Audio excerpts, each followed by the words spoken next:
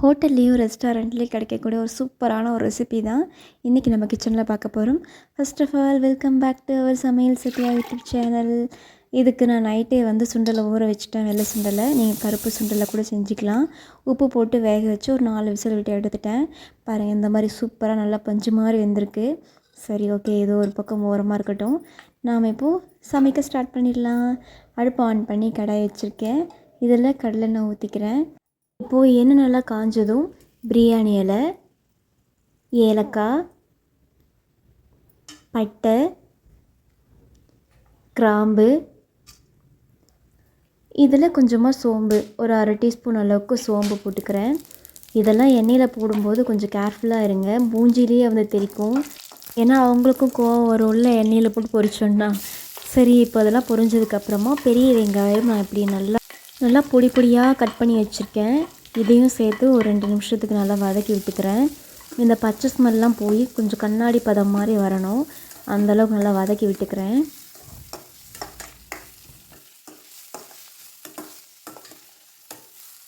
இப்போ வெங்காயம் இந்தளவுக்கு வதங்கிடுச்சு. இந்தளவுக்கு வதக்கும் போதும் இதுக்கப்புறமா நம்ம இஞ்சி பூண்டு பேஸ்ட்டு சேர்த்துக்க போகிறோம். இஞ்சியும் பூண்டையும் எடுத்து அப்படியே நங்கு நல்லா தட்டி இடித்து இந்த மாதிரி சேர்த்துருக்கேன்.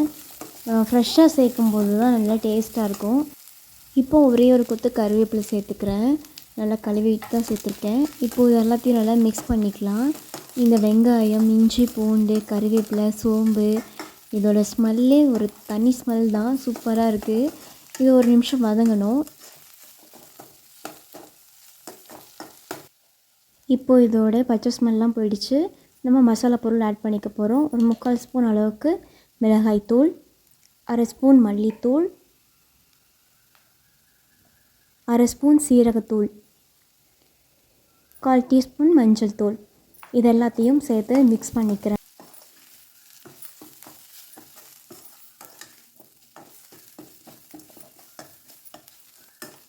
இப்போது நான் சேர்த்த மசாலாவோட பச்சை ஸ்மெல் எல்லாமே போயிடுச்சு.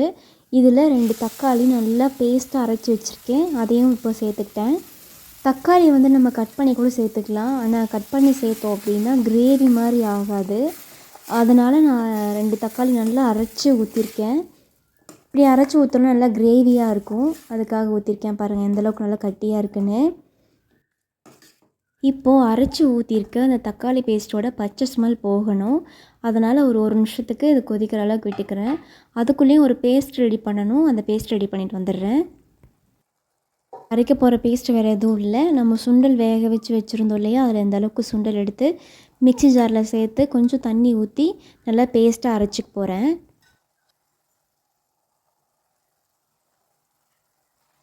இப்போ நான் அரைச்சிட்டு வந்து அந்த சுண்டல் பேஸ்ட்டை இதோடு சேர்த்து நல்லா மிக்ஸ் பண்ணிக்கிறேன்.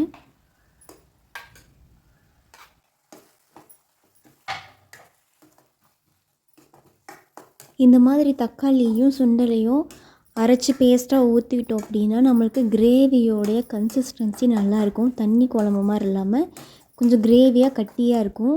அதுக்காக தான் இப்படி சேர்த்துருக்கோம். இப்போது ரெடி ஆகிடுச்சு. இது கூட வேக வச்ச சுண்டலையும் தண்ணியோடு அப்படியே சேர்த்துக்கிறேன். ஏன்னா சுண்டல் நான் ஊற வைக்கிறதுக்கு முன்னாடி 2-3 தடவை நல்லா கழுவிட்டு அதுக்கப்புறமா நல்ல தண்ணி ஊற்றி தான் ஊற வச்சுருந்தேன்.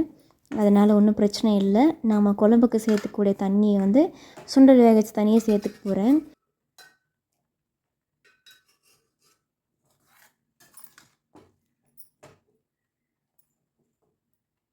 இப்போ குழம்புக்கு தேவையான உப்பு சேர்த்துக்கலாம்.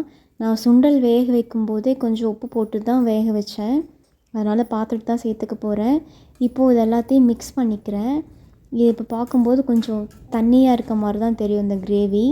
இது கூட இன்னொரு பேஸ்ட்டை அரைச்சி ஊற்றணும். அந்த பேஸ்ட் இப்போ ரெடி பண்ணணும். அதை எப்படி ரெடி பண்ணுறது அப்படிங்கிறத பார்க்கலாம். ஒரு தட்டு போட்டு மூடி வச்சு கொஞ்சம் நேரத்துக்கு வேக வைப்போம். ஒரு 5 நிமிஷம் கொதிக்கட்டும். இப்போ நம்ம பேஸ்ட் ரெடி பண்ணிடலாம். இந்த பேஸ்ட் ரெடி பண்ணுறதுக்கு மிக்ஸி ஜார் எடுத்திருக்கேன். அதில் முந்திரி பருப்பு, ஒரு 4-5 முந்திரி பருப்பு. முந்திரி போடும்போது கிரேவி நல்லா டேஸ்ட்டாக இருக்கும். இப்போது இது கூட ஒரு 1/2 டீஸ்பூன் சோம்பு சேர்த்துக்கிறேன். சோம்பு போட்டு இந்த பேஸ்ட் அரைக்கும்போது ஸ்மெல்லு நல்லா சூப்பராக இருக்கும். அதுக்காக சோம்பு. நான் ஒரு 1/4 மூடி தேங்காய் எடுத்திருக்கேன், அதையும் இப்படி கட் பண்ணி போட்டுக்கிறேன். நீங்கள் முடிஞ்சால் துருவி போட்டுக்கோங்க. எனக்கு கொஞ்சம் சோம்பேறித்தனமாக இருந்துச்சு, அதனால் இப்படி நான் கட் பண்ணி போட்டிருக்கேன்.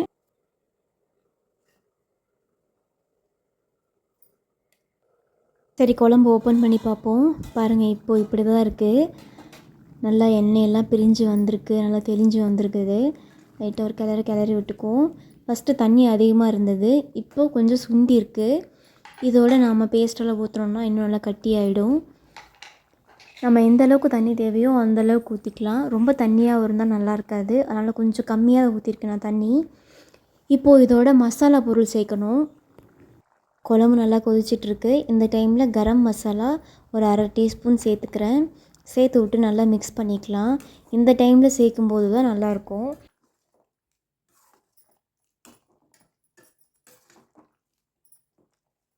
இப்போ ஒரு பிளேட் போட்டு திரும்பி மூடிடலாம். மூடிட்டு ஒரு 5 நிமிஷம் கழித்து பார்ப்போம்.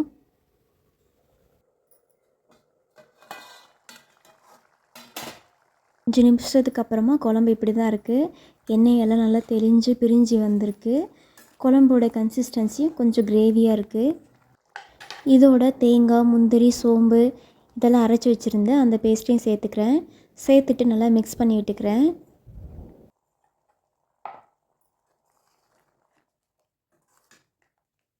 ஃப்ரெண்ட்ஸ், நீங்களும் ஜஸ்ட் ஒரு டைம் ட்ரை பண்ணி பாருங்கள். இனிமேல் அடிக்கடி இந்த மாதிரி தான் செய்வீங்க. குழந்தைங்களுக்கும் ரொம்ப பிடிக்கும், ரொம்ப ஹெல்த்தியானதும் கூட. அடிக்கடி அவங்களா கேட்பாங்க, இந்த மாதிரி செஞ்சு கொடுங்க அப்படின்னு. ட்ரை பண்ணிவிட்டு உங்களோட வேல்யூபிள் கமெண்ட்ஸை நம்மளோட கமெண்ட் செக்ஷனில் வந்து சொல்லுங்கள், ஷேர் பண்ணுங்கள்.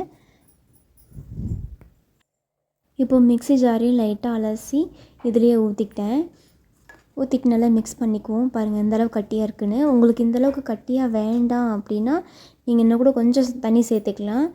ரொம்ப தண்ணியாகவும் ஆகிடும் அப்புறம். அதனால் நான் கொஞ்சம் அளவாகவே சேர்த்துருக்கேன். இந்த டைமில் உப்பு, காரம் எல்லாமே கரெக்டாக இருக்கான்னு பார்த்துக்கிறேன். எனக்கு எல்லாமே ஓகே, கரெக்டாக இருக்குது.